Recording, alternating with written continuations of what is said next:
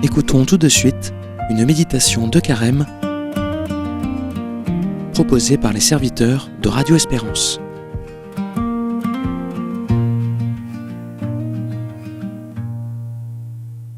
Seigneur, apprends-nous à marcher vers Pâques.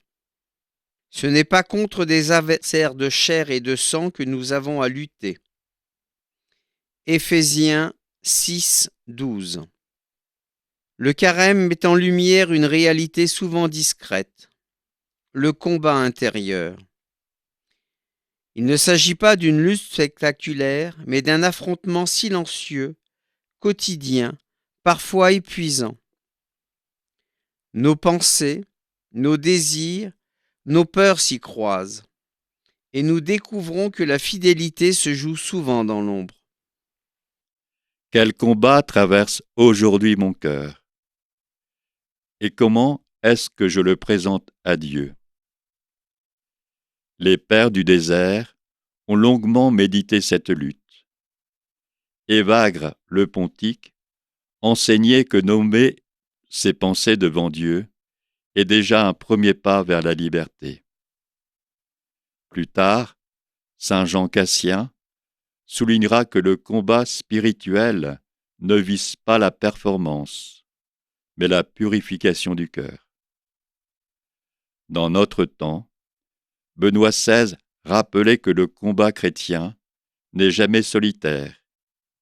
Il est porté par la grâce, non par la seule volonté.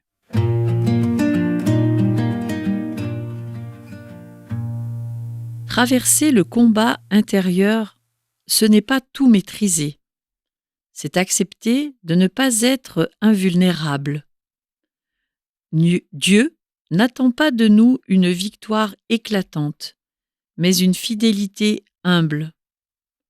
Le carême nous apprend que le combat peut devenir un lieu de croissance. Là où nous résistons au mal, même faiblement, Dieu travaille en profondeur. Là où nous tombons et nous nous relevons, il façonne patiemment notre cœur. Aujourd'hui, peut-être suffit-il d'une prière très simple. Seigneur, je lutte, mais je ne veux pas lutter sans toi. Et de croire que cette prière ouvre déjà un chemin.